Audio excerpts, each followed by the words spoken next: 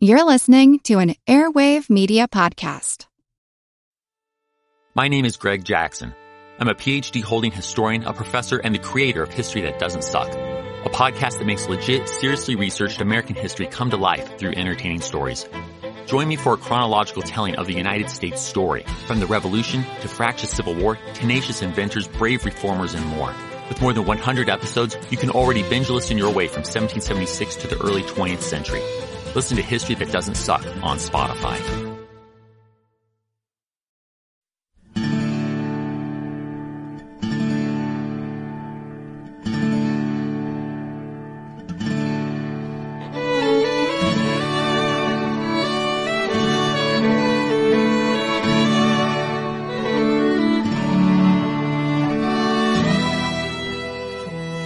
Hey everyone, thanks for downloading episode 38 of our Civil War podcast. I'm Rich. And I'm Tracy. Hello y'all, welcome to the podcast. In the last show, we talked about the threat to Washington, D.C. in April 1861 caused by Virginia's secession and also by the hostility of the still wavering slave state of Maryland. Wild rumors of Confederate invasion swept through the capital, causing near panic. The Treasury building was hastily turned into an armed fortress where the city's defenders and President Lincoln and his cabinet could take refuge if one of the rumored attacks took place. In the last episode, we also talked about the first contingent of volunteer troops to arrive in the vulnerable capital, that is, the 5 companies of Pennsylvania militia who traveled through Maryland on their way to the defense of Washington, and how they were assaulted by a taunting, rock-throwing, pro-Confederate mob as they moved through the streets of Baltimore. And then hard on the heels of the Pennsylvanians' arrival was news that Virginia militia, at the urging of ex-Governor Henry Wise, had seized the U.S. arsenal at Harper's Ferry. And after the capture of the arsenal, it appears there were some rather sketchy plans for the Virginia militia at Harper's Ferry to be carried by train either to take arms to the secessionists in Baltimore or to move on Washington, D.C. itself. And ironically, it seems that one of the major reasons that nothing came of these plans is that because of their sensitivity to the states' rights issue, the hostile Virginians were hesitant to cross over into Maryland. But with the news of Virginia's secession and the capture of Harper's Ferry, and the fact that the Pennsylvania militia had been roughed up on their way through Baltimore, the nation, on April 19th, realized that Washington, D.C. was to be the first front line in the new war. A headline in the April 19, 1861 New York Herald newspaper read, "Stirring and decisive news, Virginia seceded, Washington and the line of the Potomac to be the battlefield." The article that followed said, quote, "Virginia has seceded. She has taken this dreadful leap in the dark, and terrible to her, we fear, will be the consequences. A revolutionary army under Governor Wise is supposed to be moving upon Washington." End quote.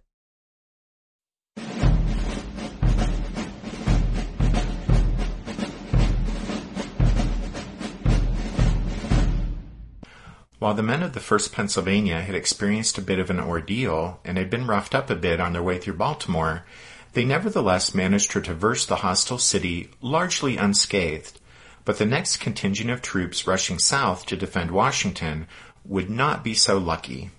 The next regiment scheduled to reach the capital was the 6th Massachusetts. That militia unit was one of 4 that had been preparing and drilling in the Bay State for several months, on the assumption that the first wave of secession had made war inevitable.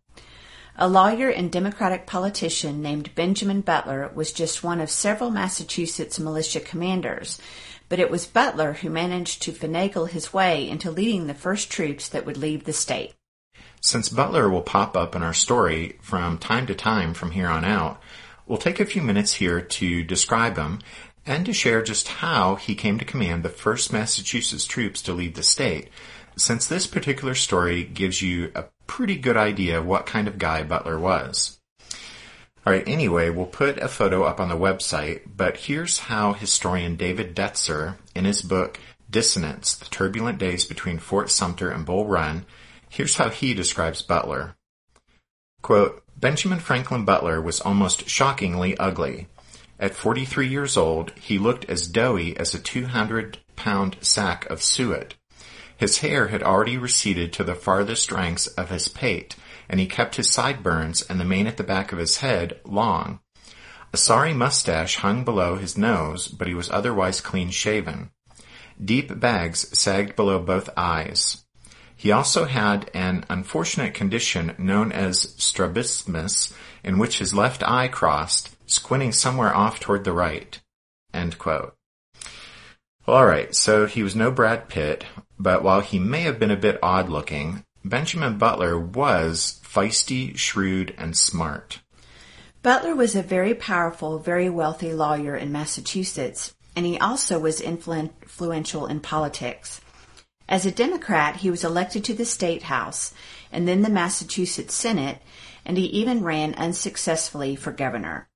In 1860, he was a delegate to the Democratic National Convention, where he voted for Stephen Douglas for the first 7 ballots, and then he switched his support to Senator Jefferson Davis and famously, stubbornly, voted for the Mississippian on the next 50 ballots.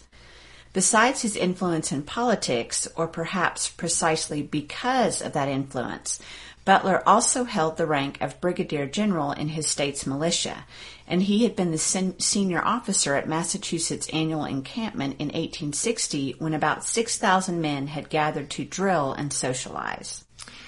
Well, they gathered to drill and socialize, but to more accurately reflect the pre-war militia's priorities, we might switch that around and say they gathered to socialize and drill. And having said that, we should probably take a second here to point out that with very few exceptions, most militia units in the pre-war North and South, like the ones we're talking about here from Pennsylvania or Massachusetts, their primary activities before the war revolved around parades and ceremonial functions in their local communities. For all their martial pretensions, the militia companies in both North and South were more social clubs than genuine military organizations.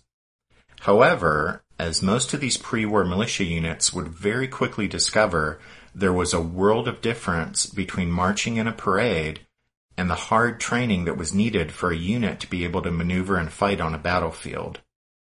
With a few exceptions, that is, those few who might be Mexican War veterans, with those few exceptions, these men in the pre-war militia companies really had no idea of war's realities. And it didn't help matters that most of the officers in the militia were simply men like Benjamin Butler, who were prominent in their local communities, lawyers or businessmen or whatnot, or in the South, wealthy planters. But for the most part, they were men with no military experience whatsoever.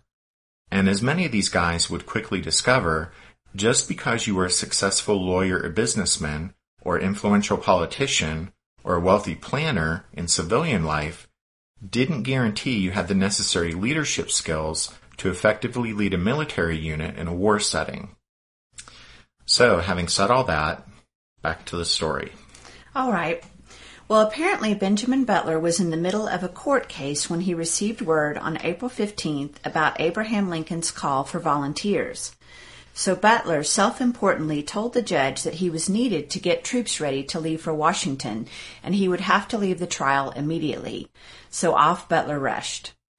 On the train on his way to Boston, he just happened to run into the president of a Boston bank, and it seems that then and there, Butler devised a scheme to elevate himself above the other Massachusetts militia commanders and ensure he was the officer who would lead the first troops to leave the state.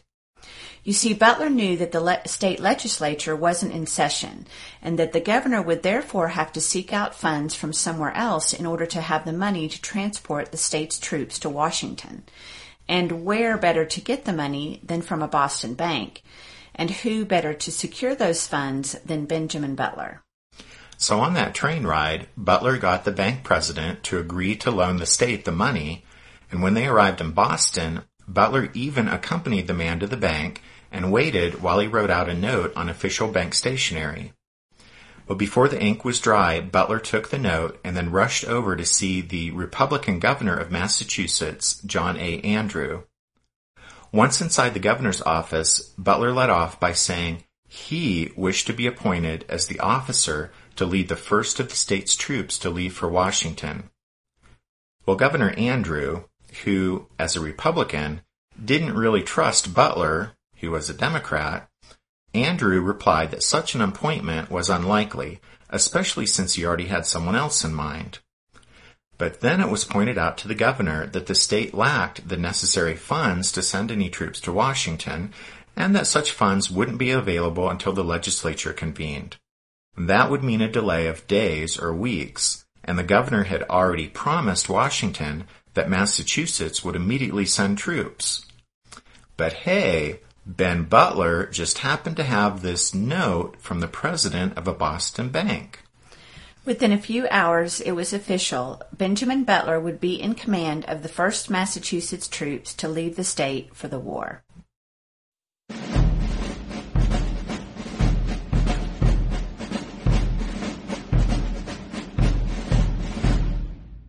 After the War Department received Governor Andrew's pledge that Massachusetts troops would be quickly forwarded to the vulnerable capital, Secretary of War Simon Cameron told the governor he was to send the men south by train. But then Winfield Scott decided he wanted some of the men to go to reinforce Fortress Monroe on the coast of Virginia.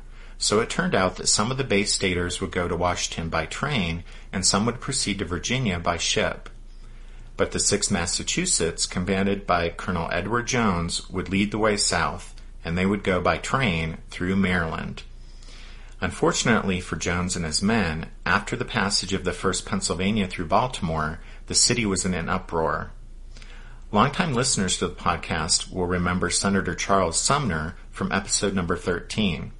He was the senator from Massachusetts who in 1856 was attacked by South Carolina Congressman Preston Brooks on the floor of the Senate chamber.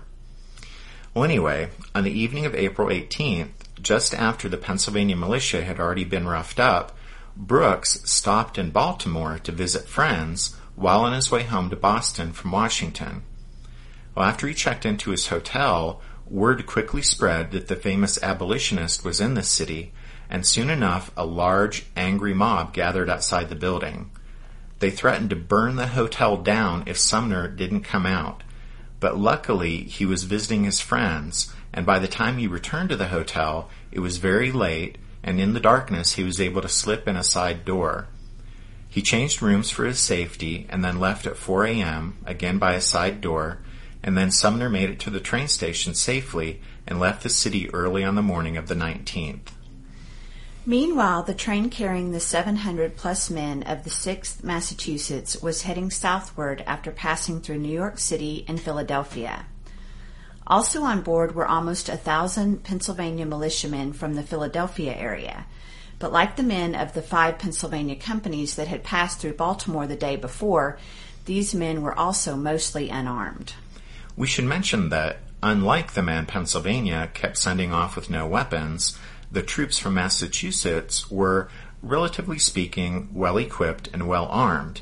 In fact, they were armed with modern rifle muskets produced at the Federal Arsenal there in Springfield in Massachusetts. Right. So as his unit headed south, Colonel Jones received warnings that the 6th Massachusetts would very likely meet with resistance as they passed through Baltimore, so he ordered that each man be issued with 20 rounds of ammunition and that the men load their rifles. 30 miles outside Baltimore, Jones circulated through the passenger cars carrying his regiment and issued orders to the men. He said, quote, "The regiment will march through Baltimore in column of sections. You will undoubtedly be insulted, abused, and perhaps assaulted, to which you must pay no attention whatever, but march with your faces square to the front and pay no attention to the mob, even if they throw stones, bricks, or other missiles. But if you are fired upon and any of you is hit, your officers will order you to fire." End quote. Colonel Jones' final order was, "Do not fire into any promiscuous crowds, but select any man whom you may see aiming at you, and be sure to drop him." When the train pulled into Baltimore's President Street station at 20 minutes after 11 on the morning of the 19th, the city's secessionists were ready for it. They had been forewarned of the train's progress by telegraph and were going to make a more coordinated effort to prevent the passage of the Northern troops. As the train slowed down at the city's outskirts, Baltimore's fire stations started ringing their alarm bells as a signal. And then Colonel Jones had a surprise. He had planned on marching his men in a compact column through the hostile city, but now he was told that each car would be hauled one by teams of horses through the city streets to the other train station. As workers carried out the transfer of the passenger cars, a large, noisy crowd was already gathered, and they filled the air with pro-Confederate cheers. The carriages, with lowered window blinds, started to be hauled by horses along President Street to Pratt Street, where they turned west to run along the waterfront to end up at the Camden Street station. Policemen tried to prevent the ever-growing crowd from mobbing the slowly moving train cars or blocking the tracks. But one journalist recalled that as the cars passed through the downtown area, quote, "The entire community was perfectly wild with excitement. Hundreds of people were rushing toward the railroad track on Pratt Street with the intention of preventing the passage of troops." End quote. Despite the hostility of the mob, 9 of the passenger cars carrying the 6th Massachusetts reached the other train station, no worse for the experience except for some windows shattered by rocks. But then as the anxious troops in those carriages waited for the 10th and final car bearing their comrades, they heard rifle fire erupt in the distance. The 10th passenger car had derailed on Pratt Street because the mob had dumped cartloads of sand on the tracks and had also dragged 4 or 5 large anchors from the waterfront and placed them across the street. No sooner had the carriage ground to a halt than rocks began to fly thick and fast, shattering windows and spraying the men inside the train car with broken glass. Some of the Massachusetts men were cut by the shards of glass, and a few of their comrades wanted to open fire on their assailants, but instead everyone was ordered to lie down as best they could on the floor of the carriage. Meanwhile, outside, men with crowbars, picks, and shovels started to tear up the tracks. As the furious crowd was about to force an entrance into the besieged passenger car, the police made their appearance and just managed to keep the mob from storming the carriage. The police told Captain Alan Follansbee, who commanded the troops in the trapped car, that they would escort them to the Camden Street station. Follansbee was caught in an impossible situation, so he agreed, and the Massachusetts men got out of the carriage and formed up. The police did their best to open up a path for the soldiers, but the mob, several thousand strong by this time, pelted the column with rocks and bricks and pressed in until the surrounded troops couldn't advance any further. One of the Massachusetts men, Charles Taylor, was struck on the back of the head by a paving stone and fell into the gutter, where he was beaten to death. John and Charles Lockwood, in their book Siege of Washington, describe what happened next. Quote, "That brutal act unleashed gunfire on both sides. The previously untested Massachusetts men started firing at hostile groups or armed onlookers, on their own, not as part of a platoon firing. Their military order was breaking down, and they were continually jostled by the crowd. Sometimes the troops were pushed as they took aim, and their bullets struck the second floors of nearby buildings, sending pieces of shattered brick to the street and leaving scars on the building's wall. At other times the soldiers' aim was better. Several Massachusetts volunteers later recalled the test that many soldiers must meet, shooting another person for the first time. Edwin T. Spofford, who had been wounded by a member of the mob, described his feelings when he shot and killed an attacker who had fired at one of his comrades. "I felt bad at first when I saw what I had done, but it soon passed off, and as I had done my duty and was not the aggressor, I was soon able to fire again and again." End quote. By the time the Massachusetts men battled their way through to the Camden Street station, many of them were injured so seriously that their comrades had to carry them towards safety. 4 of the soldiers were killed outright or later died of their wounds. It's difficult to determine the civilian casualties, but the number most often cited is 12 dead. Before departing Massachusetts, one member of the 6th, Corporal Sumner Needham from Lawrence, had written a quick note to his wife. He told her the regiment would be leaving for Washington soon, and that he wasn't sure whether they would be stationed in the capital or moved to some other dangerous place. He told her he knew she was unhappy about his departure, but the duty he was embarking on was important.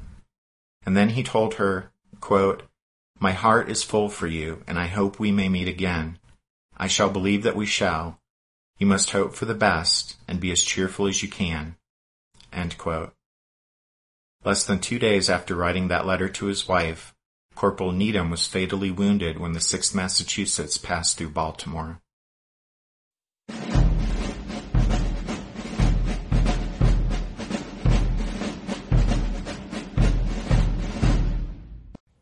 What's something you learned in history class that you feel wasn't the whole truth? Better yet, what's something you didn't learn at all that was omitted completely? That's what I'd like to call redacted history. I believe that all history, no matter how good or bad, needs to be told. There are wars, massacres, battles, and entire historical events that are just not in our school's history books. Have you ever heard of Mary Bowser? I didn't think so.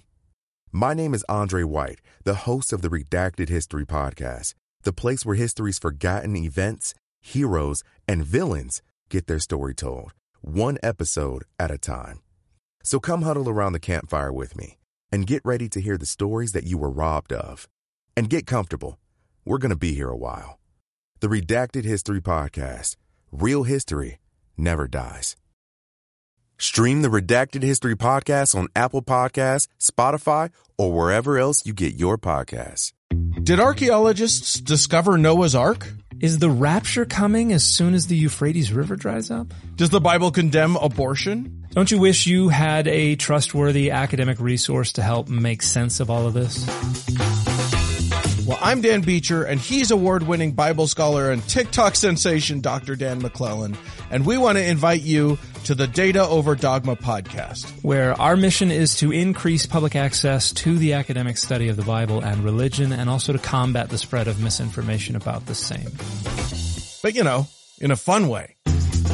Every week we tackle fascinating topics. We go back to source materials in their original languages. And we interview top scholars in the field. So whether you're a devout believer, or you're just interested in a clear-eyed, deeply informed look at one of the most influential books of all time, we think you're going to love the Data Over Dogma podcast. Wherever you subscribe to awesome shows.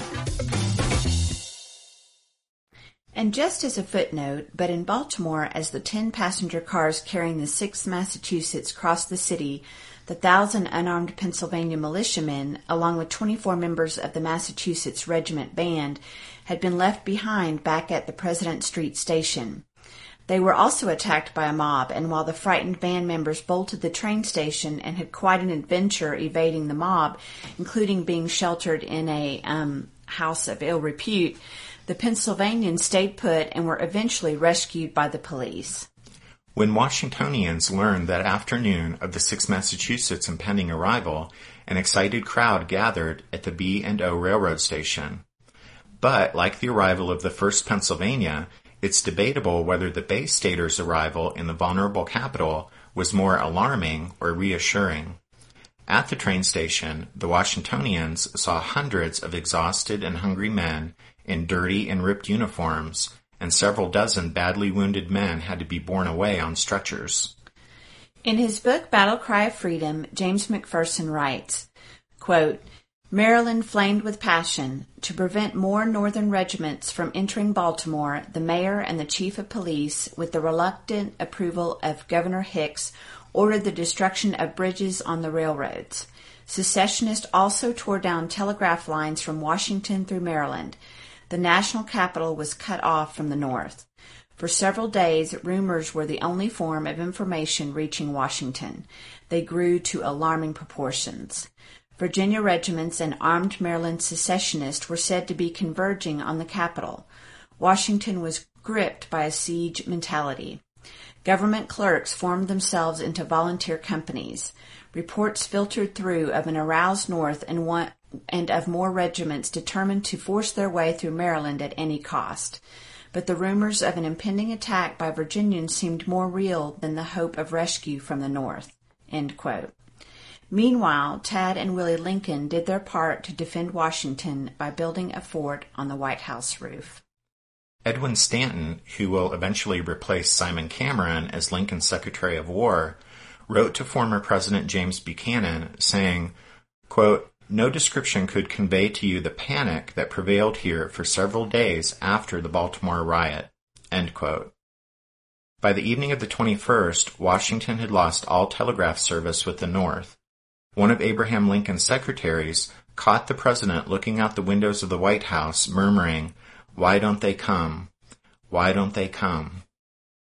In answer to the president's question, 2 more Union regiments were staging for their departure to the endangered capital.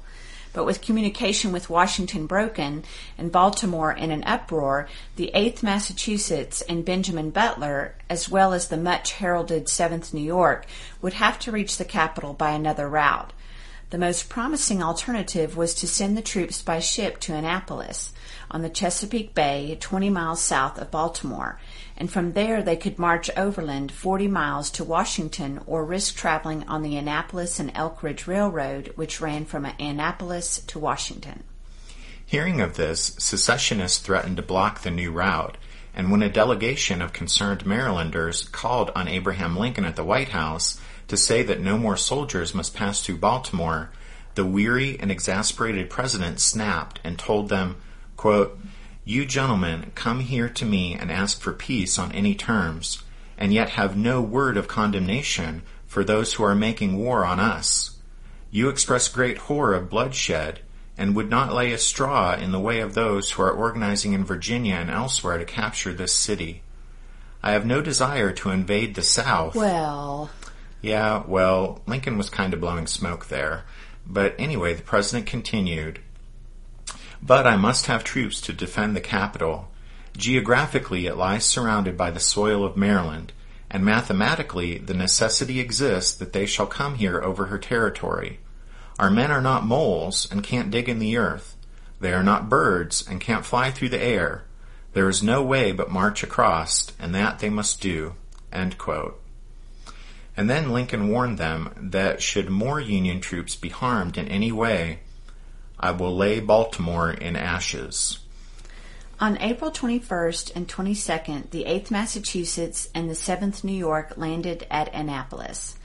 Finding that the secessionists had removed the locomotives from the place and had ripped up the tracks on the line out of the city, Butler was delighted to discover that there were some railwaymen and mechanics in the ranks of Massachusetts' regiment. When an old locomotive was found in the Annapolis rail yards, a private stepped forward and said, "That engine was made in our shop. I guess I can fit her up and run her." And so a plan was devised for the tracks to Annapolis Junction to be repaired while the 2 regiments either rode the resurrected train or marched alongside the tracks. From Annapolis Junction, the troops would then proceed to Washington. And so at noon on April 25th, the 7th New York arrived in the capital by rail. One member of the 7th marching into Washington that day was Robert Gould Shaw, who later on in our story will command the all-black 54th Massachusetts Infantry. Most people are familiar with the story of Shaw in the 54th through the movie Glory. After the 7th New York's arrival in the capital, the 8th Massachusetts and the 1st Rhode Island soon followed, and then a stream of other regiments came from the north. As Northern soldiers poured into Washington, a change of mood came over Maryland. That change was helped along by a severe business decline in Baltimore following the bloody riot and the disruption of the city's rail connections. Cooler heads were already beginning to prevail when Benjamin Butler, on May 4th, under cover of a heavy rain, moved 1,000 soldiers into Baltimore and set up artillery on the commanding heights of Federal Hill. Butler made this move on his own initiative and risked provoking the secessionists in the city, but in fact his boldness cowed the secessionists and encouraged the state's Unionists. Maryland would still bear watching, but for the time being, both the state and Washington, D.C. were safe enough under the guns of the troops who had poured south from the loyal northern states. So why did the Confederacy fail to attack the vulnerable capital after the fall of Fort Sumter? Well, the answer is that, in reality, except for the very sketchy, half-baked ideas by some Virginia secessionists like Henry Wise, no one in leadership in the Confederacy had any plans to seize Washington, D.C. in April of 1861. The Confederate leadership realized that the realities of successfully seizing and then holding the federal capital were most likely beyond the capabilities of the Southern forces immediately at hand when the opportunity presented itself. Most of the troops under the direct command of the Confederate government were stationed in the Deep South at the time, and neither Jefferson Davis nor P.G.T. Beauregard were under any illusions in April of 61 that their ill-trained and unevenly equipped forces were capable of engaging in any sort of real invasion of northern soil. On April 27th, Robert Gould Shaw would write to his mother from the Capitol building, where the 7th New York was quartered, and tell her that with the Union troops then in Washington, quote, Jeff Davis shan't get it without trouble, end quote.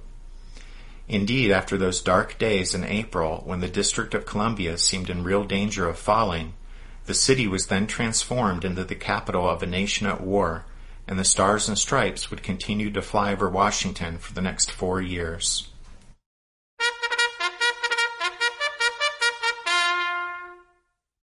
That means it's time for this episode's book recommendation. And our recommendation for this episode is going to be a bit different. Since the geography of the conflict will be of more and more importance from here on out, even here in these 2 episodes, we've talked about how Washington, D.C. is bordered by Virginia on one side and by Maryland on the other 3 sides, and some of you may not be familiar with what that actually looks like. And then, of course, as we begin to talk about the blockade and about campaigns and battles, maps will be really helpful in you guys being able to visualize what we're talking about. So anyway, that's a long-winded way of saying that our book recommendation is actually going to be some Civil War atlases. And rather than go through them here, we're going to put them up on the website, so you can head over there and check them out. So, Tracy, would you like to tell everyone where they can find the whirling informational vortex at the center of Civil War podcasting? The whirling informational vortex at the center of Civil War podcasting? Mm-hmm. Yep. Okay. Well, the podcast website is www.civilwarpodcast.blogspot.com. And then after you check out the website, we have a favor to ask. If you listen to the podcast through iTunes, please consider subscribing to the show and also giving us a 5-star rating, or even taking a minute to write a 5-star review for us. That helps other people find the podcast on iTunes. And as we perused the different iTunes sites recently, we were happy to see our first 5-star review on the Irish iTunes site. How would you say that? Vegetarian? Yeah, not sure. Well, anyway, this person said, came to the podcast about a month ago and have already burned through all the episodes. I listened through as I cycled my way down the west coast of Ireland, and Rich and Tracy were the perfect travel companions. I've learned so much from them about a subject that previously I knew very little about. Thanks for the awesome podcast. That's neat. Well, definitely. And we love to read stuff like that. So thanks for our first 5-star review on the Irish iTunes. And thanks to everyone on the other iTunes sites who have left us those ratings and reviews lately.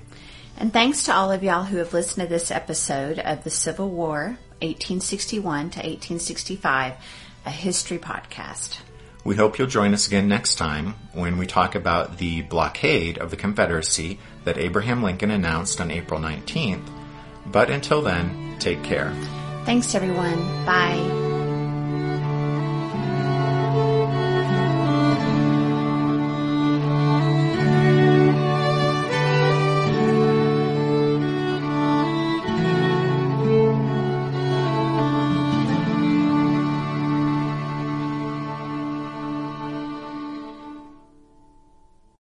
Hey everyone, thanks for downloading episode 38 of our Civil War podcast. What? Why is that funny? Hey everyone, thanks for downloading episode 38. Why are you laughing? You keep pausing. I'm speaking perfectly normally. For Pete's sake.